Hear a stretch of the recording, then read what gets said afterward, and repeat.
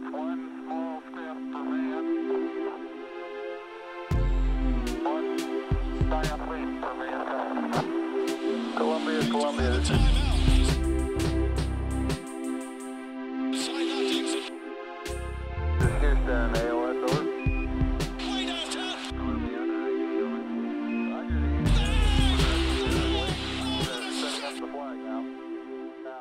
Hello, folks, and welcome to the TKW Podcast. I am Matt Spendley, and I'm joined tonight by Kyle Maggio. What's up, buddy? I don't know why you're so upset. Our boys won 94-72 earlier today. You see this? Yeah. The Army Knights had no chance against the Duke Blue Devils. Yeah, you're right. You're right. I don't know what I was thinking. Real quick, because this is a welcome distraction. Zion fucking Williamson, man, what a game! He's unbelievable. And I told you this year. I told you last year I didn't watch a ton of college basketball outside of a couple select prospects, but you urged me to watch as much as I could this year, and I said to you that I would at least watch every Duke game. There you go. And I have. And oh my God, is he just so much fun to watch? He's just so massive. There's just so much mass on him, and how just well he can move on a basketball court, and how quick and explosive he is when he jumps. And when you look at him, you don't expect it. And right. He just out jumps. He swatted a shot, and his head, like he had to move his head. Someone took a still shot of it, and his head is crooked trying to avoid it, and it's like a full foot above the rim. That is so stupid to have those kinds of not only instincts but the athleticism to go with it. And that's why I'm sort of excited about a loss like this tonight. I mean, if we could just keep, and I know we said don't root for losses, and the draft odds have kind of changed and leveled out a little bit, but I mean, if you can get the worst record in the league, by all means. I mean, Zion Williamson is available. You're damn right. He's incredible. I mean, I'm going to rewatch the game tomorrow because I was really only able to watch some clips. I was watching football today.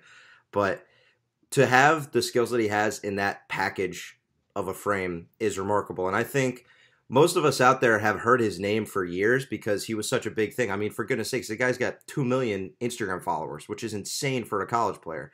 But it was kind of he's just a big highlight reel dunker. He'll do his thing. He'll struggle to shoot in college. He'll struggle to do all these things. He hasn't done that at all. He had 27 points, 16 rebounds, 6 blocks, 4 assists, and a steal. What the hell? And Matt, buddy, I don't think he missed. I forgot when he finally missed. I think he made his first 11 of 14 from the floor. Yeah, I think he made his first 9 or 10 shots. He didn't miss. And I mean, they combined for 75 points. Yeah, Barrett, Reddish, and Williamson again after the first game against Kentucky when they were also combined for basically their entire offense. Yeah, and I was tweeting about it before earlier in the day when I was watching the game, and I was really impressed, obviously, with Zion, as anybody with eyeballs and a brain should be. And I had somebody tweet me to tell me that all he was doing was layups, and I said, "That's absurd." Okay, even if that were true, he's made 9 of them without missing. Do those count for a different amount of points? 1.5 points. I mean, Matt, let me ask you. So if you're, Zion Williamson, and how tall is he, Matt? He's 6'8". 6'8". And how much does he weigh? 285 pounds. And is that more or less than one LeBron James? That's more.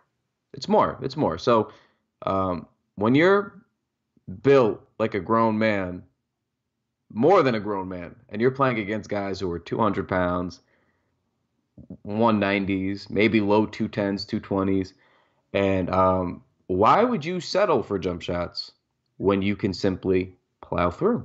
No need to settle for jumpers. That's what they always tell you, is be aggressive, don't settle. So we're going to suddenly penalize the great Zion Williamson for not settling and taking advantage of his God-given talents? It's absurd. The kid has a certain set of skills, and he excels with them, and he used them today. And I mean, we haven't even gotten to Barrett or anybody else, but I mean, we're not going to go too into depth about that. But I just wanted to say that nice little segue is, so on a night like tonight, it's okay to remember that this is a young team. They're going to play like a young team sometimes. And it's okay because there's a bevy of prospects who could possibly be generational and that the Knicks have a chance at getting. So that being said, tonight was awful. So we're going to talk about our second favorite team in basketball now. Correct. Okay, got it. Yeah, an awful, awful, awful showing from the Knicks. From the get-go, they lose the first quarter 30-10. Simply could not score the basketball. Throughout the rest of the game, they struggled offensively. Lost by a final score of 115-89. We saw Frank Ntilikina play just 6 minutes. He did not score. He did not record an assist. The Knicks shot 35% from the floor. We saw Ron Baker play minutes, which is the sign of something going terribly, terribly wrong over the course of the game. Not a lot of positives. Let's start with the negatives first, and then we'll get to a couple positives, because we do have some positives, obviously, with the performance of a couple young studs. So what's the number one thing above all else that sticks out in your mind, Kyle, after watching this game about why the Knicks absolutely took a shit on the floor tonight? The thing that sticks out to me the most is they're a young team. We knew they were going to be one of the worst teams in the league. We didn't know quite where. I think a lot of fans got really excited from the start, but we knew they were going to be bad, right? So they're a bad team. They're a young team. And furthermore, this is the second night of a back-to-back after they went up to Toronto yesterday. And they played the not only surging, not only will be contending, but the elite Toronto Raptors. And they started out okay in that game, the first half of the first quarter or so, and then the Raptors are the Raptors, and there's ebbs and flows to the season. And when you're a not good team and you play a good team and on the road, and then you got to fly back and play another game the next night, it's always going to be difficult. That's difficult for any team in the league, but for a young, inexperienced team, it's accentuated a little bit. So that's the first thing that I thought. I was like, these guys look like they have dead legs. Like even Timmy, who I've been a big proponent of saying he's been active and engaged. And it wasn't just Timmy, and it wasn't just Cantor, and it wasn't just a lot of guys. Everybody looked dead. But one play in particular, someone set a screen on Timmy, and he just did not get around it. And Fournier just kept rolling right to the rim. And then Timmy's just jogging behind him, just jogging. And then it was okay because he was going directly at Cantor, and had Cantor just stepped up in time, which we all know what happens, but had he just stepped up in time... That's asking way too much of him, Kyle. Right. So of course, Cantor doesn't step at all and just contests once he gets to the rim, but he's Cantor, so the bucket was good. But it was just seeing like two back-to-back, like Cantor you expect it, but when you see it with Timmy, who's been, again, not a great defender this year, but just more engaged and active, not even being engaged and active, that was disheartening.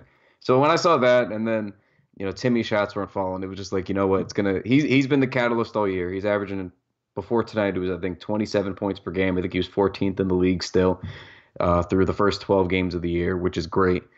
And if his shots aren't falling and the energy level is going to be that low, it's going to be a long night, and it was. So outside of that, Frank didn't play great. I do want to say one thing on that before I pass the mic back to you here. They did ask David Fizdale about Frank Ntilikina playing just 6 minutes tonight, and he said the team was struggling, and he wanted to see other lineup combinations, which, as we know, with not just the starting lineup, but with the lineups in general, it was going to be fluid all year. He was going to experiment all year because this is an experimental season. It's a developmental season, so you'd expect to see these kinds of things from time to time, even if it's at the expense of our dearly beloved Frank Ntilikina. But he said he also mentioned that Ntilikina has been struggling with his shot, and he's looking for more offense from Trey Burke, which, as much as we love Frank, that's fair. It is. It is. It is fair. Did you just want to get that comment in because last time I said the quote before you did? Is that why you said before you turned the mic over to me, just so you could get the Fizdale quote in, huh? Actually, no, but now that you said that, I'm happy I did. You're a bastard. Did you have it locked and loaded? Oh, I was ready. I was totally ready. I was bringing it up. Yeah. All right, well, continue. I think it's only fair because it's only fair, first off, to say that Hardaway was awful tonight because we've talked a lot about how we give him more credit than most of the fan base does. But, I mean, he was brutal, both defensively and offensively. 2 of 12 from the floor. Just we saw him revert to just some awful shot selection, and he was a frustrating player to watch tonight. Completely fair. Any criticism you want to throw his way tonight is well deserved. For Frank, I was talking because I was manning the account yesterday because I was tweeting the Raptors game, and I was talking with some people about how Trey Burke had a couple DNPs. This is always going to be a fluid situation because we know Emmanuel Mudiay is not good at basketball, so he can have a few good games, and then he'll do what he did tonight, and he looked bad again. And then the Knicks need to throw Trey Burke back out there. But neither of those two, between Burke or Mudiay, are good enough or long-term pieces for this team in that the Knicks need to reserve minutes for them. So when you see Trey Burke play 20 minutes tonight and Frank play 6 and Mudiay play 17, it's obviously not what you would ideally want, but I don't have an issue with Fizdale trying to light a fire under a Frank for a young team, trying to give him more motivation to play better because, quite frankly, he's been, no pun intended, awful offensively in the last few games. And we are always going to defend him because I don't think there's any reason why we should be freaking out. We are always going to preach patience with him. He's 20 years old. He's still coming into his role. I understand the frustrations. I'm sure there are plenty of people out there that are Frank, haters, if you want to use that word, but maybe they just are not quite as optimistic about his offensive game coming along as others. That's totally fine. We hear you. But patience is the name of the game this year. It's the virtue that we need to have for this Knicks team. They're going to be trying a lot of different things, a lot of different lineup combinations. So we see tonight, Mitchell Robinson, 22 minutes, Vonleh, 23 minutes, Cantor, 26 minutes. They were throwing around minutes in the front court, too, that were about the same. It's trying different lineups and seeing what works. I think that if this becomes a trend where Frank's only playing 5 or 6 minutes over the next 3 games or something, or he hits the bench, then I'll have an issue. Because that shouldn't be how this goes moving forward. It should be, he didn't play well tonight, let him sit on the bench, let him ruminate about what happened, and then he'll come back next game when they play in OKC on Wednesday and start to perk up and get another opportunity to get out there, play his 20, 25 minutes and see if he can't get some offense going. That's how I'd like to see this go this week as we look ahead to what the Knicks have on tap for Frank. But after one game, I'm not freaking out about it, although he was admittedly incredibly awful tonight on the offensive end.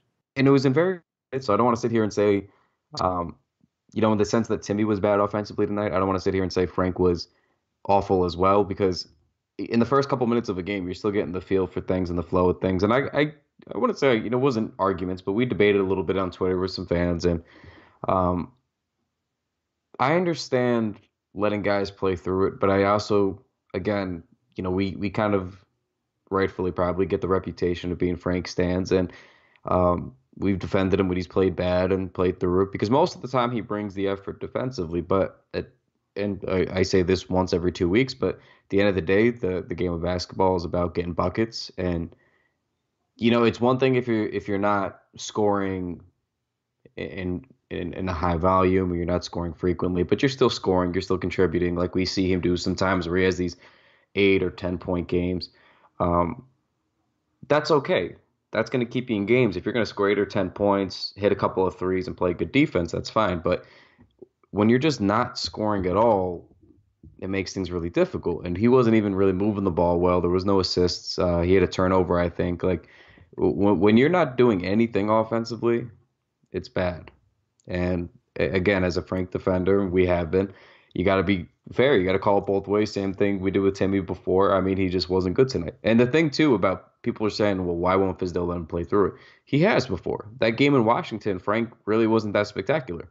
He had some pretty good defensive plays during that game. He played pretty stout defense. It wasn't a great game for the team as a whole, but he's let him play through kind of poor offensive stretches before. So I don't think it's really fair to say, oh, well, Fizdale should have done that, should have let him keep playing through it. I love Frank, but Frank doesn't deserve unlimited chances either. Like, sometimes like coaching is about lessons, and you got to figure out kind of who needs a kiss and who needs a kick in the ass. And I think they're still trying to figure that out with Frank, how to get that fire lit underneath him, as you said before. And it's part of a long season. It's part of figuring out how to get the most out of your players. And Fizdale said this all year so far, all summer. It's not just about this year. It's about next year. It's about the year after that. Everybody's supposed to be looking farther ahead. So if we just always microscope in on these singular nights of, oh well, Frank was ass tonight, he's always going to be ass. He has no offensive game, or Fizdale's a terrible coach. You should have let him play through it. We're never going to get anywhere. We knew this was going to be experimental. You got to try to figure out what works for Frank and what works for the team. And I think it's fine if Frank doesn't have it going. Then okay, Burke took a back seat. What, the last 4 games? Yeah, I mean he had 2 straight DNPs. So, you know what? Yeah. I mean, let him get in. Let him get some run then. I mean, it's fair. And then, again, you got to give credit where it's due. We've kind of, again, I don't think we've shit on, Burke in any way, but Burke just really wasn't that impressive in the preseason. He wasn't that impressive with his starting spot to start the year. And it seemed fair to give Frank a shake. And there's been a mixed bag of returns there. But Burke came in tonight. He played 19 minutes. He wasn't efficient, 5 of 13 from the field, but he still was scoring, and not only that, he was playmaking a little bit, 5 assists. So, that's the thing, is the bar so low with the point guards is that's going to get it done. It's been the whole keep what you kill mantra. And if someone's not getting it done, you can't just keep him in at the detriment of the team either, because if he's playing poorly and he can't figure it out, I understand throwing him to the fire, but you got to figure out kind of when to throw the towel on it too in a certain game.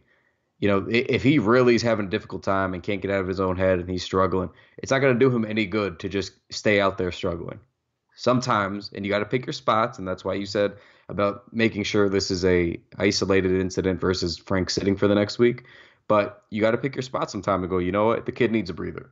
And right. I think to me, that's what this appeared to be, given how long his leash had been prior. But obviously the next couple of games will be pretty telling with that. Agreed. And it's important generally from a fan perspective that we don't get too high or too low with this, because we had some people earlier in the year, and like I said, I always understand this. It's fine. You can get excited, but the Knicks were never going to be anything more than a bottom 5 team, and they looked every part of that tonight. You can't get too high or too low. They're not the worst team in the league. They're also not going to make the playoffs. They're exactly where we thought they would be. They're 4-10.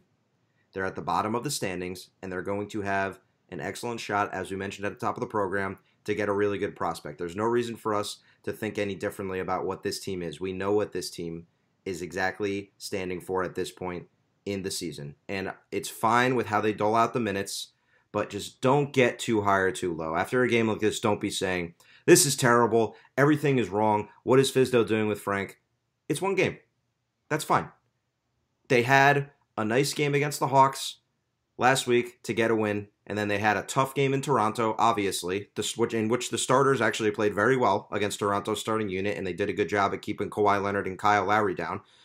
Just don't get too high or too low. That's really all I ask. It's about patience, and I get that it's hard, but go through these. It's all about the small signs and what we see from some of the guys. So let's talk about some of those small signs real quick, because Mitchell Robinson, what a game from him, huh? 9 blocks. One might get taken away because it was Trier, but still awesome. What a game, or what a second half. Because remember, he didn't play almost that entire first half. Right. He got a really quick, not a quick hook, but he had 5 blocks in 8 minutes, I think, at one point. They showed his box, and it was like 2 points, 3 rebounds, 5 blocks, 8 minutes played. It was like that last 8 minutes of the fourth quarter. Yeah. Like I think from like the 8-minute mark in the fourth quarter to like the 3 or 2 minute mark, and he just went berserk, man. I mean, that's nice to see, right? So he gets in, and we knew about his foul issues. He's a young guy. He hasn't played in a year.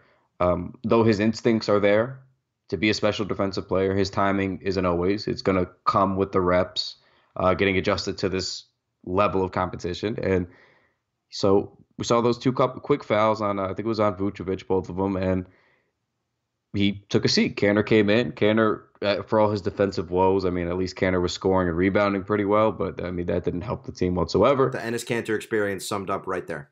Basically.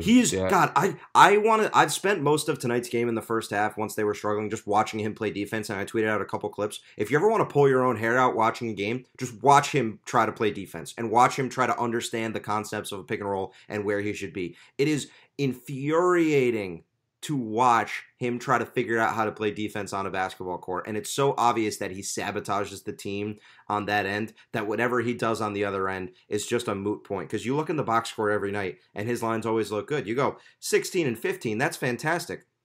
He was a minus 20. And I know we've said about plus minus, but he makes the team worse when he's on the floor. I'm not breaking any news here. No. That's the thing is there's times when that'll happen. I mean, I've given a lot of shit to that phrase empty stats, but he's kind of one of those guys who sort of epitomizes it because he's always playing catch up. You know, he gives it up and then he's like, okay, I'm going to come right down and try to get a bucket. And then he gives it back up again. And it's just that's the nature of his game. That's why trying to keep him in a bench role is probably for the best. That's why he was so effective in Oklahoma City. But, you know, small doses and making sure you got the right lineup around him. And I truly don't think it's an effort issue either. I think we've said this before. I just think he just can't pick it up. I just don't think he understands. I was going to say, when you were talking about him trying to pick up the concepts, the first thing I thought of was him trying to defend the pick and roll. And if you look, when he's trying to move laterally or even when he tries to backtrack sometimes, he's just so clunky with how he moves. It's just his body. Like it's awful. You could see sometimes he's trying to get to the spot that he knows he's supposed to go to. And it's not all the time because sometimes he just blows the assignment, but there's times when he's genuinely going the right direction or going to the right spot. And his body just does not move in a way that is, you know, conducive of good defense. He just kind of gets like stuck tripping over his own body is the best way I could put it. It's a very clunky, not very fluid at all movement in him trying to move around defensively. Whereas offensively, it always seems like he's, you know, running downhill basically. And he's got that figured out. Always in control. But defensively is just the total opposites. And he doesn't even understand the concept of rim protection. That phrase does not exist in his basketball brain. No. Does not mean anything to him. But thankfully, back to Mitch. Yes. You know, we have somebody. Sorry, I had to go on the canter. No. I know, and it's deserved. Listen, we got to hash all these things out. It was a nice month to start the season where they were really fun and guys were really contributing, and there wasn't really anything glaring. There was issues, of course. There were losing games, but it wasn't like this. So now when a game like this happens, okay, now we gotta reevaluate things a little bit. Now we got to settle back down, and it's just the nature of the game here. But Mitch just looked really, really good, and those bigs in Orlando. That's why I'm more excited because those bigs aren't anything to scoff at. I know Mo Bamba was. You know more about Mo Bamba than I need to even try to explain, but Mo Bamba's a special talent. I mean, he's going to be good. He is good, and you know, Mitch. You know, got into him a little bit tonight, and also obviously Vucevic, he got into him tonight, and he just the eighth one, I think he was on the floor, his eighth block right before he was on the floor, he fell down on his back. For a split second, you could see he was frustrated or angry. He didn't give up, but he just took like a second to just like take a breath. And all of a sudden, he sees the ball get whipped to the corner. He gets up in an instant, takes like 2 strides, maybe tops. It might have been like a step and a half. And lunges up, swats that shit out of bounds. And it's like, that's special. Like, that's the stuff we saw in the Summer League that we weren't sure if we'd see in the meaningful games. And it's like seeing him be able to not just block big men because he's tall and lanky and has the athleticism to jump up and block those shots, but seeing him get up off the fucking floor and then sprint to the corner and then swat it out of bounds. Like, that's special. That's when you realize the talent level that the kid has. Yeah, and I think that I speak for both of us when I say if you would have asked me at this point where I feel about his development, I think I'm more optimistic than I thought I'd be at this point. I think he's been better up until this point than I thought he'd be in his NBA career. Do you agree? Yeah, I think I said it was last week or the week before. I don't think he's as good as everybody, the very pro people that yelled at us for months on end about him not our stance on Mitchell Robinson. They thought he was going to be an NBA starter, a quality NBA starter immediately. And I still don't think he's that. But there's nights like this where he flashes the potential. And to me, he's not where everyone probably dreamt he would be at or hoped he would be at, the pipe dream that he'd be a quality starter night in and night out consistently. But he's much further ahead of schedule than where we had pegged him at. And I think that's good. That's the one thing that I think people maybe get confused with us about is we just try to temper expectations because a lot of times fan bases get excited about guys early or in preseason or summer league and you get carried away. And then when that player isn't doing well in the meaningful games, we start trashing the aforementioned player. And, well, why aren't they doing the nice things that we saw them do before? And it's just a very angsty, frustrating experience to have to go through. So we always just try to stay as balanced and level-headed as we can. We liked a lot of his instincts. We loved his athleticism, obviously, as everyone should. And we just weren't sure about certain things. But we also thoroughly enjoy being wrong about our own players when they start playing well. So him being ahead of schedule is great. I would take being wrong about that kind of stuff 10 times out of 10. Like that's beautiful. Like I don't give a shit if I'm wrong about it. If he's going to prove us wrong or any other of these guys are going to prove us wrong, like that's fine. That's how you'd want it to happen to you. So, I mean, I probably speak for both of us too. I think we're thrilled that he's as far ahead of schedule as he's currently showing to be right now. It's a long season, but the early returns are pretty damn good. Yeah, and to your point, it's like my Didi thing. I was wrong about him being bad, but then he was really good. And why would I be upset about that? I was wrong, but this is a positive for us, right? Right? Exactly. That's what it comes down to at the end of the day. We all want the same thing. And then even when I'm running the account during the games, just because I think Frank is the answer at point guard going forward does not mean I hate Trey Burke or Emmanuel Mudiay. The Knicks haven't had a legitimate starting point guard in how long? I mean, I ask this every week almost. Chris Duhon, yeah. Chris Duhon, right? So basically, the great record-holding Chris Duhon. So legendary. So, we would probably love if Trey Burke all of a sudden turned into a effective quality starter and started, scoring efficiently and playmaking consistently, and we would love that. If Mudiay suddenly turned his career around with David Fizdale, the system worked, he got the right coaching, and we would love that. If these guys turned out to be really legit, it doesn't have to be Frank, it doesn't have to be any one of these guys, but we would love for that to happen. We would love for Timmy to pick his field goal percentage up and play above average defense. Like, we would love all these things to happen. We're not trying to hate on anybody. We don't hate any of these players outside of you and Mario Hezonja. But I was going to say, please, don't speak for I hate Mario Hezonja, all right? Let's make one thing clear. There's one guy in this roster I hate, and it's Hezonja. No, he's mad at people were mad at us in the summer or over the Mitchell Robinson stuff. They were mad too, but I understood it. Like the Hezonja stuff, I was like, guys, he had one half of a season where he played really effective basketball. Let's tone it the fuck down. Everyone's like, well, we should have signed him to a 2-year deal. We should have signed him to a team option. I was like, guys, we don't. Why is it a guarantee that Mario fucking Hezonja was going to ball the fuck out? Why was that the hill everyone chose to die on? I cannot describe how angry he makes me when he's on the basketball court. I yell at him. If you had a live stream on me, I would yell at him. That's the only time I really get high or low when I'm watching a game, is when something great happens. Like Mitchy, when he's blocking shots, I'm yelling. When it's Hezonja, when he's the pick and roll stuff with him and Cantor on defense. If a team wants to go score, just go run a pick and roll with Hezonja and Cantor. You'll score every single time. You'll get 2 points per possession in a pick and roll. I promise. You can have the best offense in the league if you just run that every single time. You'll be golden. That's all you need to do. Yeah, what bothers me about Hezonja, and you probably don't agree, but I do.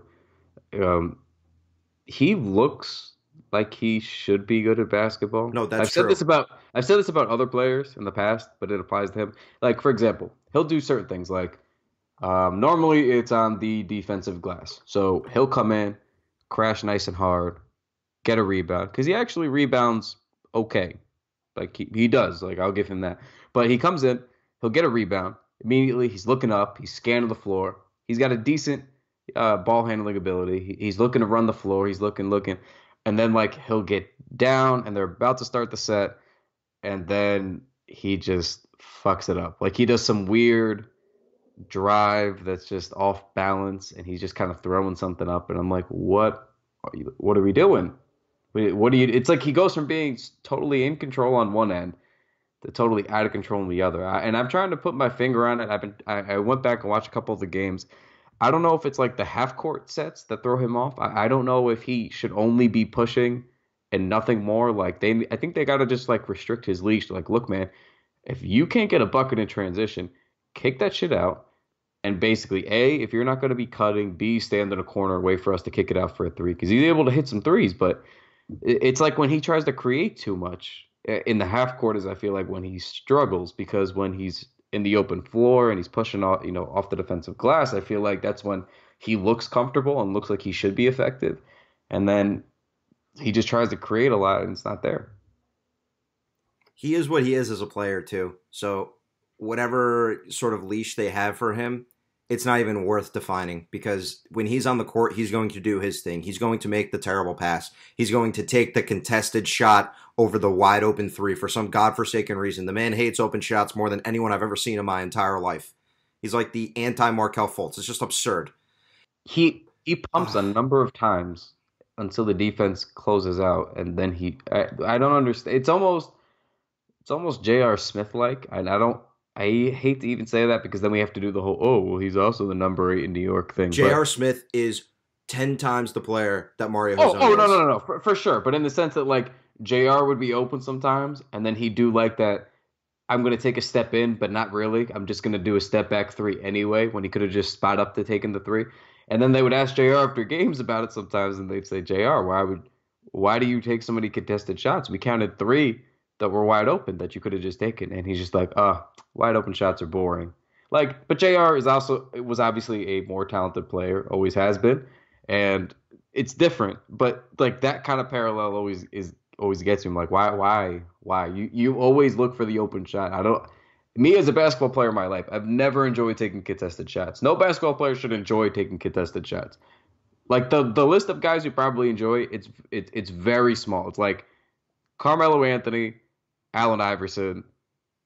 You can add a name if you can think of one. It's a very small list of guys who always look very comfortable and like they're looking for that kind of pressure. But generally, like you take maybe Dwayne Wade. Dwayne Wade used to love running into people. Yeah, he did love the contact. But anyway, but I digress. So he's a perplexing player. It's not going the way that we had hoped. And this is one of those things where you could say, well, thank God it's a 1-year deal.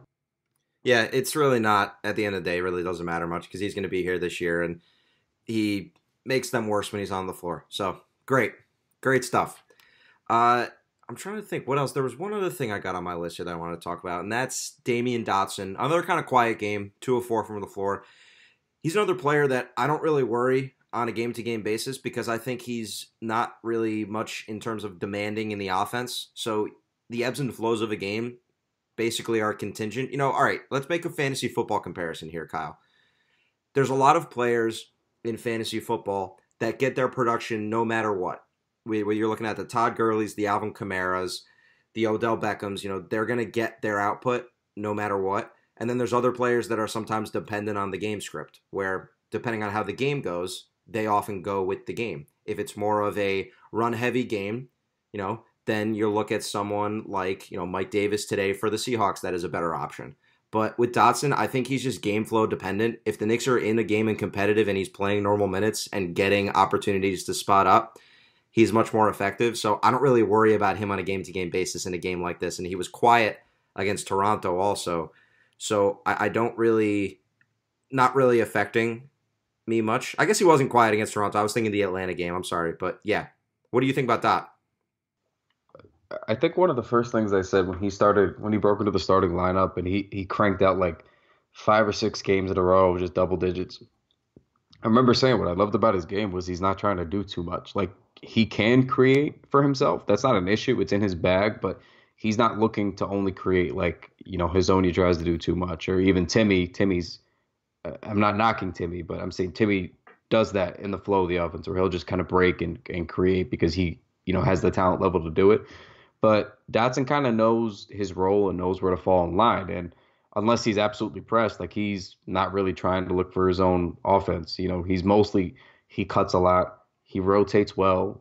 He's always, if you watch him, he's never really not moving. Not quite like a Ray Allen who used to sprint from spot to spot. But you could always see him floating around. Like the ball will move, the ball will rotate, and you'll see Dot move back up to the top of the key or drop down to the corner. So he's always just fitting into whatever the offensive plan is. And that's what I like about him. So even if he's quiet, to your point, it's not really an indictment against them. It's just sometimes the shots aren't going to be there in that sort of a system if that's the kind of player you are. And he is that right now. And I think he can be more in time. I think this season we'll probably see him grow a little bit and develop into that. But in this current moment, like in these reps, like he's not going to try to do too much. He's not going to try to go over the top. He found his success basically just going, hey, man, I'm just going to keep rotating, get open for these threes. I'm going to knock them down. I'm just spotting up, catching, shooting, drilling these threes. I'm going to cut when I can, and I'm going to attack the boards. And that's been his, go-to so far. So it's not an indictment against him. I just think it was, like you said, it was a quiet night. And yeah, I mean, there's not a whole hell of a lot to really say about that besides that. But I think he's going to bounce back just fine. The Knicks starters had a combined 20 points tonight, by the way. Combined. It was bad. But one thing I do want to jump to next is Knox had a weird game. Yes, we haven't talked about Knox yet. Let's talk about Kevin Knox. Knox had a weird game, and it excited me, so let me explain. So he has 17 points, but you look at it, and he shot 4 of 11 from the field. He shot 2 of 6 from deep. But what I enjoyed the most was he got to the line 10 times. He shot 7 of 10 from the line. Only 3 rebounds, a couple of turnovers. But my favorite things about this was, him getting to the line 10 times is good. We want to see him get aggressive. One thing about him, I think you mentioned in college, was sometimes he would kind of just disappear. Yeah. And in the early going in tonight's game, because it seemed as though he was just kind of standing around, that did look like the case. But then all of a sudden he started getting aggressive, and he was just flying in for rebounds. And he didn't have a ton of rebounds, but just the effort of trying to crash and get there. He drew a foul on a couple of those rebounds that he did end up getting. So that was good. And he tried to go back up, second effort, and get it done. And, he got fouled and got to the line. That's good. That's good. If you aren't getting your shots, you have to work to find your opportunities. That's what you want to see. I said that before on this podcast is, everybody wants to score, but sometimes it's just not in the cards for you in a game or in a team or in a lineup. So you have to find other ways to contribute. And it looked like he was trying to do that. Look, man, nobody's able to score. Nobody's putting this ball in the goddamn hoops tonight. I'm just running at the rim as many times as I can. If they foul me, they foul me, but I'm trying. And I like that. To me, I'll always like that. That's a level of energy that I appreciate. So that was really good. I also like that. I mean, he's been fouling like a motherfucker in the games that he's been in. He has. So he only had 2 fouls tonight. That was good. And this is all before we even get to the point about him. One of those rebounds that he got was that putback dunk where he yammed it on Mo Bamba. I liked that. That was nice. And that was nice. I too enjoyed that. Oh, I'm glad to hear that. Seeing him do those kinds of things. Exactly. So, but right after that dunk, what I enjoyed was he came down and hit a 3. But the 3 was nice. He knew it was coming. Trey Burke threw him this pass. Knox knew he was going to be wide open. Didn't think about anything. And we've seen him be a little shaky at times with the ball. Didn't even hesitate. He knew that ball was coming. He literally took one step in, and he was probably 3 or 4 feet behind the 3-point line and just drilled the 3. And again, he didn't shoot overly well from the 3-point line, 2 of 6 tonight. But just seeing the confidence once he started to get going, once he kept attacking and getting to the free throw line, once he got that putback dunk, and then he's like, you know what? I'm just going to let it rip now. Got his 3-point opportunity after that, drilled the 3. So for me, that was all very encouraging. And then he ends up finishing with 17 points on 11 shots. And because he was aggressive and trying to attack the rim and rebound, he was able to get to the line and then get his points anyway and have an impact. And maybe the only 2 players that you could really say had a positive impact tonight were him and Mitchell Robinson. And I think that was clear as day. I mean, they got decimated anyway, but I think it was clear as day that those 2 were making an actual positive impact. Absolutely. And I'm going to make this a hyperbolic statement, and this isn't completely antithetical to how we should view basketball, but I really don't care about Kevin Knox's efficiency very much. I just don't. At all. He can go out there and shoot 4 of 11, and I'm going to watch him get to the line 10 times and have a nice putback dunk, and I say that's a good game from him. I'm fine with that. And then he'll have other games where he'll shoot 0 for 6, like we saw a couple games ago, and he struggles, and that's frustrating. And then he'll have a couple games where he'll go 6 for 8. But I just don't really care much about his efficiency this year. It's not something I'm really keeping a close eye on. If it gets that bad, then sure, it's a discussion we can have, but I'm not all that concerned with what he shoots from the floor this year. I like to see him shoot 6 threes, and as you mentioned, him getting to the line 10 times is fantastic. One issue that plagues him when he goes in to drive, he's not very strong at finishing. So it becomes either a fouled or a wild miss. So he has to hope for the foul. He had a couple where I think he got bailed out by the refs. He had one when he came flying across the lane, and I thought it was all ball, but they called a foul, and he got to the line. That's something that he's going to have to improve on, is just a general strength and confidence around the rim to finish instead of relying on that free throw opportunity. But the energy that we see from him, we saw him have a pretty good game in Toronto too, in limited minutes. It's good to see him get back out there. And it's a weird kind of dynamic because he was out for so long, and I get it wasn't that many games, but it felt like a while, and all of a sudden we got excited about some other players, and then he's come back, and it's kind of felt like the buzz with him has died down. Don't let that buzz die down. This is still a really exciting prospect, and let's get excited about Kevin Knox again, and let's see what he can bring over the next few games, because what we've seen this weekend was really fantastic. And I'm glad you brought that up about his buzz dying down, because it was funny because it almost happened in spurts. Like Trier kind of took over, just coming off the bench and being able to score. Mitchell Robinson still wasn't starting initially, right? But Trier was coming off the bench.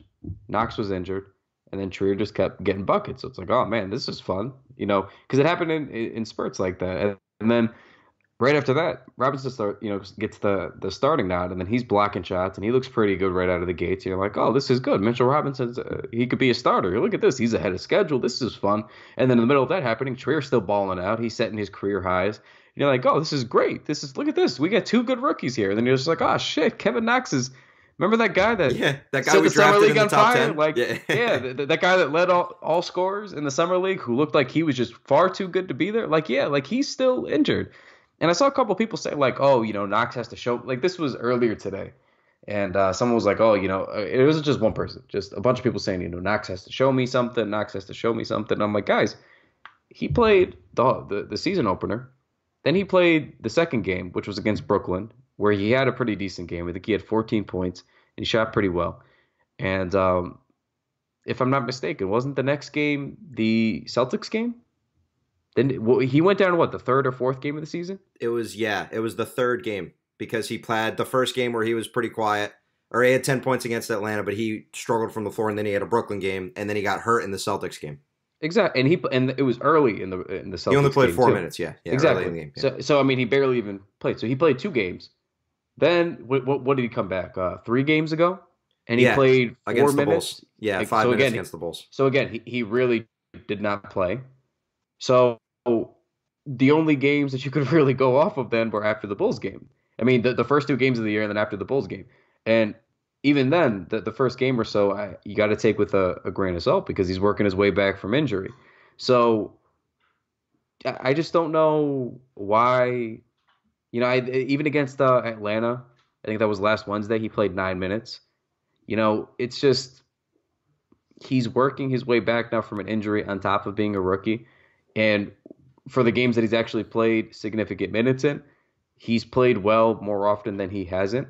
Like, he had, I think, 14 against the Nets in the second game of the year. He had 12 in Toronto on another 4 of 11 shooting night. And I'm going by the games that he's played significant minutes. Yeah, he's had at least 10 points in every game he's played over 20 minutes. Yes. Scoring double digits every time. So basically, from the actual sample that we expected him to play in, when he does play that sample, he's doing exactly what we hoped he would do. We said in the summertime that we hoped if he scored between 12 and 15 points per game, we thought that'd be an excellent rookie season. And in his minutes when he's getting those minutes, again, it's very, very soon, but he's done that. So what are we really upset about? When he's gotten the minutes, he's mostly produced. I just don't get – I guess I don't get the ire for that one. It's more than just the hype going away. It was just almost like Knox needs to show me something. I'm like, he just got back, and he's been playing pretty well. What do you want from the kid? He can't save – I mean, we can't save everybody. Like, this team isn't going to be good right away just because Kevin Knox came back. Right. We hope so. We've been rooting for wins this whole year. I hope that they start winning. I hope that he starts playing 30 minutes a night and starts balling out. That'd be great. But I just don't know what you guys want from the kid. I'm very confused. Yeah, I want to tie this into Mitch Robinson real quick because I have a point about just what they want to view from him moving forward. But with a team this young, it's like they have a bunch of lottery tickets, right? And you need a couple to hit. So we've said about Frank, we know that his defense is already really good, but if he can't be a great offensive player, he might not be the guy that we all want him to be in the future. If he can't perk up a little offensively, and he's got plenty of time to still get there, so the verdict is certainly not out yet. But it's about progression from these guys and finding who's going to hit. So when we're looking at a Mitchell Robinson, who I enjoy a lot as a player, I think watching him get blocks is incredibly entertaining. I love tonight's game. Watching him yam on the alley-oops is definitely a top 3 to 5 favorite thing of mine this year. Just a Mitchell Robinson running the lane general point is awesome. But at the same token, we need to be careful about our expectations about a certain type of player. Mitchell Robinson is a rim protecting, rim running big man that can do literally nothing else. He isn't really impacting a game in terms of ball movement. He's not some sort of great decision maker in the pick and roll. He's not shooting anything outside the paint, and when he has, it's looked completely disgusting.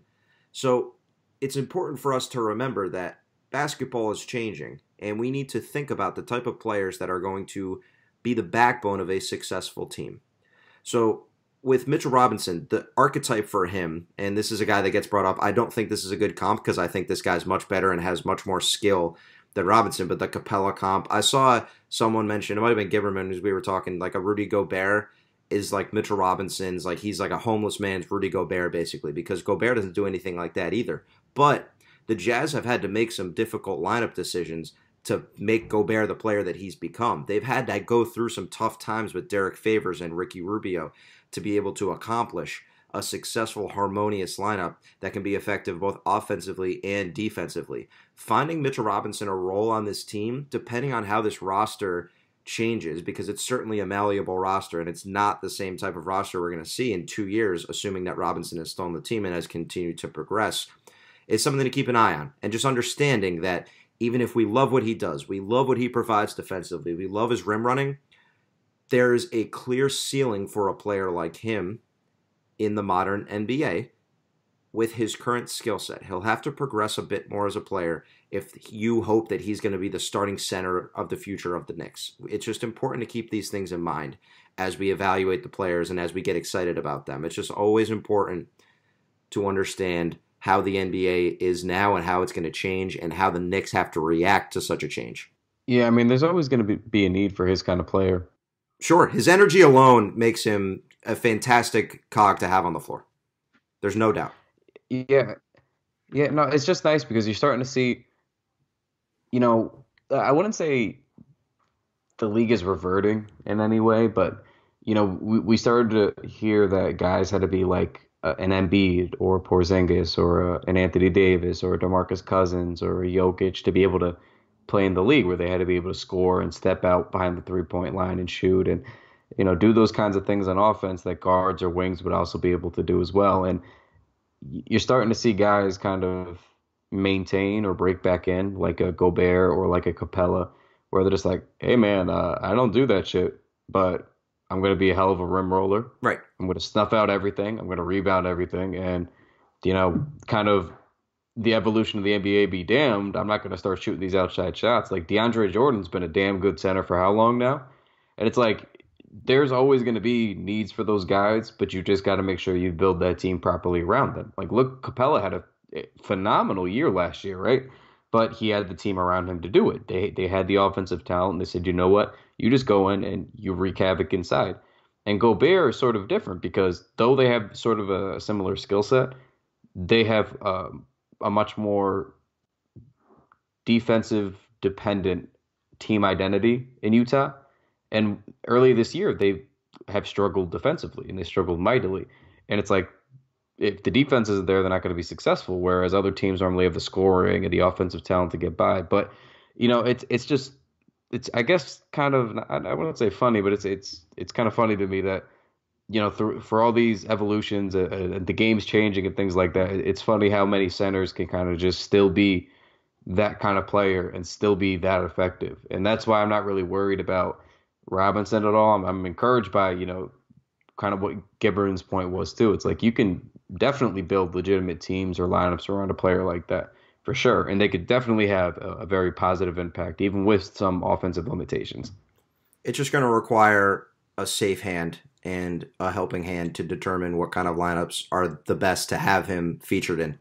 And That's the main point I'm trying to make here. And I will say this is we've had our quarrels, I guess, with some of Fizdale's lineups and the way he handles certain guys. Like even like for example tonight with the point guard situation, we at the beginning of the year we didn't think Burke should be starting. Then all of a sudden Burke went from starting to just DNPs 2 games in a row, and Moutier went from speculating that maybe he can get cut or maybe they're going to just let him go, and all of a sudden he comes in and plays really well his first couple of games back, and then Frank takes a seat after 5 minutes a night. But I feel like a lot of people have had a lot of questions about the way he handles certain players, mostly the point guard situation, but I do want to tip my cap to how he's doing the Mitchell Robinson situation, because I think he took that gamble on sitting Cantor, and I think that's paid off handsomely so far, even Agreed. with some of Mitch's quiet games and struggles.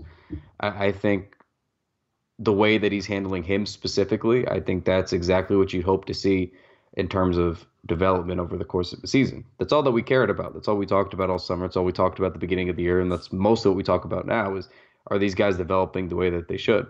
And I'm seeing him do that with Mitch, and that's really fun for me. So when you say it's going to take a steady hand, a safe hand on him, I think, and we'll see the way Fizdale handles other guys, and now that Knox is back in the fold full time, but we've basically seen him balance out having Trier be successful. This is supposed to be a very free-flowing offense, right? A lot of passes, a lot of movement, and they have not had a lot of passes or movement, and they're very, very low in assists. But my point is, they've been in most games. They've been competitive. They've had some kind of success even without the end result being there. And he's allowed Trier to just kind of go in and do what he's good at. He's allowed Robinson to go in and showcase what he's good at. And I say all that to say, regardless of how the point guard situation goes, now that makes me even more encouraged for Knox, seeing how he's been playing in his expanded minutes and seeing now that he's healthy again. I'm encouraged to see what he's going to do going forward. I just think that we've seen Fizdale kind of hit it out of the park with the only sample that we can go off of the first 13 games here with those other 2 rookies. And I just think, now he gets to show it with Knox. If he starts showing it with Knox the same way that he's allowing Trier and Mitchell to play, I think then we're going to be in really, really good shape. I think that's when I would be truly sold on Fizdale going forward, despite whatever little quarrels we might have about the way he handles Frank and everybody else. If he's going to handle 3 guys really, really well, get them to really show out, then it's kind of hard to have an issue with that. Trier had 3 blocks tonight and 4 assists.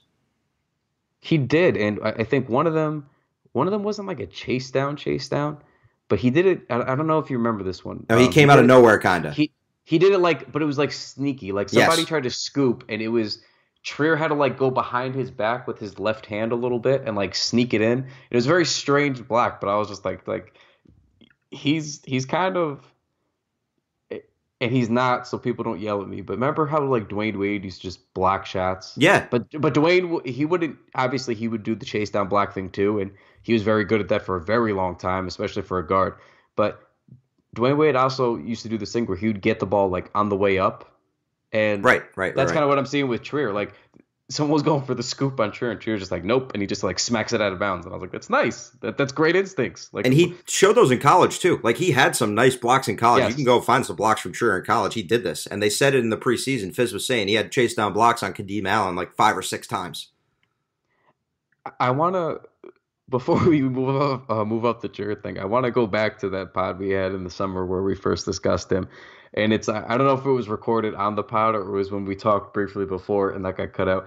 But remember that moment where I was just you're oh, what'd you think about the film you watched today? And I was just and I was very confused. I was perplexed. I was I don't get how he went undrafted. Yeah. And I still, how is this a thing? How is this reality? And I still think about that. And we've used the word undrafted. We've beaten that horse to death, but not enough. We can do more. But when I watch him, that's all I think is I'm like, he's clearly athletic. He clearly has the offensive touch, and besides that, I don't know what kind of defender he's going to end up being, but he clearly has the defensive instincts to do a lot of things nicely defensively. He's got the frame to be a good defender too. So it's just like I'm looking at him, and it's 13 games now into a very, very long season and a very early part of his career. But um, from summer league to preseason to the first 13 games, he's just been a lot of fun. I mean, he was quiet tonight, but he's been a lot of fun to watch as a whole. And I truly don't understand how that kid didn't get drafted somewhere or more teams weren't trying to take a look at him. But I'm glad the Knicks made up for missing on him and got him basically for nothing. He was an undrafted free agent. So, I mean, that's about as good a situation as you can get. He's a fun bonus. Games like this are bad enough that they lose, but it just makes the game itself. We just can't have that many takeaways because in the second half, the Knicks are losing by so many points at that point that it's like the teams aren't even playing their real basketball. You can tell they're playing, 80, 85%. So games like this make it really hard, especially if you're looking at the box score and you're trying to, go back tomorrow and look at who played well. It just makes it difficult. So this is kind of a game you throw it away. There'll be an OKC on Wednesday, which is going to be a super, super tough game. OKC's been playing much better after a tough start. It's always the Suns. I would, again, encourage all of you, and I always tell this to myself, don't get too high or too low. No reason to have any high expectations for this team. No reason to let yourself get too down about a loss like this. It's awful, and it's a bad loss. This is a bad basketball team that's not going to win a lot of games this year. Don't get it twisted. They got 4 wins now. They have 2 against the Hawks, 1 against the Mavs, and 1 against the Nets.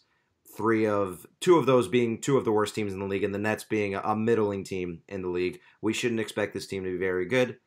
Don't let yourself get too beat up about it. Let's just keep rolling with the punches. Let's keep looking at the positive signs, and let's see how Fizdale continues to progress these young guys. And keep talking about it, because talking the Knicks is fun. Someone sent me a reply when I said when Knox started getting going there after he did the putback dunk on Bamba and then he hit the 3. I said, one nice thing about tonight is him starting to have that confidence after he threw the dunk down. You could just see the way he's moving. You could just see when a guy starts to get locked in offensively.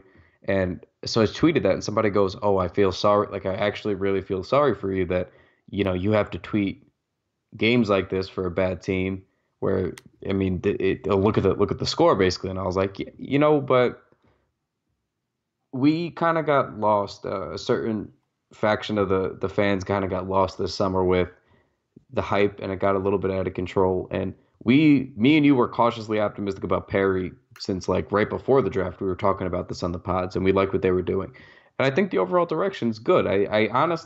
This is the most like calm I felt about the Knicks in a very long time. It doesn't feel like terrible things are happening. It seems like they're just really embracing what's happening right now in the development. And not to cut you off, but it's also important because there's no expectations this year. So even when they play poorly, we have no reason to get that upset about it. When in the past it was like, oh my God, they traded for Derrick Rose and they signed Courtney Lee. Why are they not playing well? They have veterans on the team.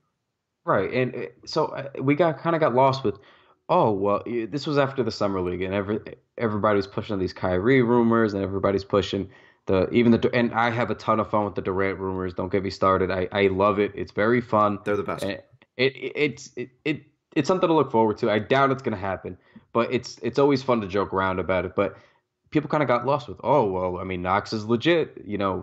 Mitchell Robinson's the steal of the draft, and Isozo looks great. And it's like, while all those things were fun and true in the summer league and then in the preseason, now the games have started, and I think that's still mostly true. But this is still a bad team. And like you said, it's not an indictment. It's a young, developing team. Maybe it's not going to be, a free agent destination yet. Maybe it's not. But if these young guys are going to pan out, even in the midst of, L after L after L, that's okay. Like that's fine for us as long as we can see that there's patience, that they're not trying to force it. Like the Jimmy Butler thing was a good litmus test. To not try to not even be linked, not even picking up the phone to just disinterest. Like that's good. We just want to see patience. So like, yeah, in the summer, try to get a meeting with Kevin Durant. Try to get a meeting with whoever you can. And if they say no, they say no. But like, I'm at a point now where it's just like, I don't have expectations for it going forward because I don't see it ending like tragically bad like in years prior. Like I don't see us signing a Joakim Noah type deal. I don't see us moving a young piece to try to get an expiring Derrick Rose like we did with Jerry and Grant, who hasn't panned out, but it is what it is. So, like you said, it's not an indictment. You guys you don't need to be frustrated. Just keep. For me, I always just look at individual performances. Like how is Knox doing individually? Mitchell doing individually? Trier doing individually? Dotson individually? Is Timmy improving and earning that contract that he now has? Is Frank, being more like I just do everybody on this team is a case by case basis for how I break it down. I know you kind of look at it the same way. You can't look at it from a team success standpoint. You just can't. You're going to drive yourself mad the entire rest of the year. We knew that there shouldn't have been expectations. Some fans thought this is going to be a 35 or 36 win team. The Fizdale effect and this and that.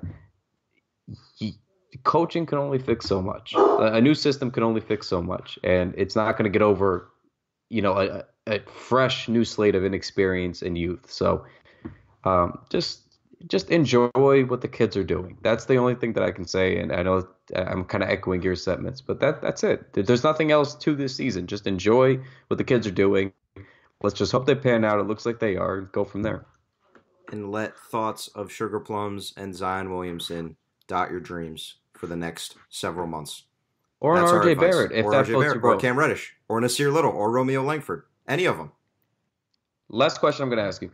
So where do you, very, very early, way too soon to be asking you this question, the projected 2019 draft, how confident are you in that being one of the better drafts in recent memory here? I don't know about that, but I think the performance of the Duke guys has people really, really excited. You can notice we haven't even talked about the other guys that I just mentioned because the Duke guys have overshadowed all of them. It's completely possible that the three Duke guys could be the top 3 picks in the draft, which has never happened. I think the only time there's even been 2 was when Anthony Davis and Kid Gilchrist were taken back-to-back in 2012. So I think that those 3 are going to be there. There are still really exciting prospects, but it does drop off a bit towards the end of the lottery. But this stuff also doesn't become clear until much later in the year. For right now, we can enjoy the Duke guys until we know how the Knicks are going to end. It's always strange, right? Because we can project, and I'll say that I think the Knicks are going to be a bottom 3 to 5 team, and I feel very strongly in that. But things could change. Some other teams could completely bottom out, and the Knicks could end up like kind of last year where they lose 29 games, but then they're still the 7th or 8th worst team. Or they win 29 games. So we're going to see the picture become more clear. The 3 Duke prospects, and specifically Zion, are going to be talked about all year. And I think Williamson, I don't think there's enough hyperbolic language that can be used to describe him as a prospect. I think he's going to be the best prospect to come out of college in a very long time, probably since Anthony Davis, in terms of the buzz around him. It's going to be exciting to follow. And the Knicks obviously will have a shot at that, and that's fun. But we have to wait so long. We'll just watch clips and we'll enjoy it and we'll break it down more as we get later on in the year. And I'll keep an eye on you guys, see what else is out there for us. So before we get out of here, Kyle, anything to plug? Yep, as always. So obviously make sure you check out thenixwall.com. I know Reed Goldsmith, our managing editor and now acting Capital J Journo, Reed Goldsmith. Yeah, capital J. So he was at the game tonight and he covered it as a media member. So he's got not just the recap, but he had a nice story that I'm going to be reading right after this podcast gets over with here, but about the potential new point guard controversy. So we knew Moutier was back in the fold, but now, Burke played better than the 2 of them, and we're kind of right back to square one with who fans are going to want to see or side with or pull for. So there's that. So make sure, just always, you guys know the deal. Every day we have a new original feature at thenixworld.com, and nobody else does that. So make sure you check that out. Make sure for this podcast, there are a lot more of you now than we had anticipated being at this point in time. And just please, as many of you, it takes just a couple of seconds when you get done with this podcast. Just give us a nice 5-star rating. Leave us a nice review. It helps us continue to do this. We want to do this for you guys for a long time. So you guys leaving those reviews helps us out, helps us, get this kind of content out for you guys. So please do that if you can. Been a little slow with it, but make sure you subscribe to our Twitch channel, twitch.tv/the Knicks Wall, where we're going to do, the 2K pre or post game shows. We're still trying to make that a more consistent thing. We're not giving up on that. It's just tough to get a new thing off the ground sometimes. So we'll be doing that more frequently going forward. And the last thing is go to tpublic.com and check out the Knicks Wall shop there. And we were a little bit quiet for a while with you guys with the merch, and we put out a new line of jerseys. It's got all the nicknames of all the new Knicks rookies and all the young guys that we all love. And we have a nice Ozo shirt, a Fort Knox shirt, and you guys actually voted on the Kevin Knox shirt. So the Fort Knox shirt, we have Mitchell Robinson, which we're going to have to make a Mitchell Blockinson alternate shirt at some point in the near future. Yeah, you need them both at this point. It's preposterous how good he is at these things. So we got those shirts, but we also have all the classics from last year too. I know everybody's forgetting about our oldest son, Kristaps Porzingis, and he's still recovering from his ACL injury. But we have the U Up shirts. We have the Chris Timms shirts depicting him in a pair of Timberland boots. There's just a lot of new followers, a lot of new listeners. So make sure you go check that out. Obviously, I want you to buy stuff, but if you don't, just at least know it's there. Holiday season's coming up. Maybe you want to give some as a gift to a Knicks fan that you know. Just keep it in mind. Take a look. We got a lot of good stuff. So that's just tpublic.com, and then just search for the Knicks Wall. That's about it. My order came in, by the way. My dad loves his sweatshirt. They're very good quality. It looks real nice. Yeah, I'm wearing my Knicks Wall hoodie right now, and that's not even just a lie that I'm making up. I'm actually in it now, and it's very comfortable. TeePublic has a nice quality with the clothing there and the material, so it's very nice. Perfect. All right, so the Knicks are back in action on Wednesday in OKC, and then we'll talk to you guys on Thursday. Yep. Take it easy, guys. Good night.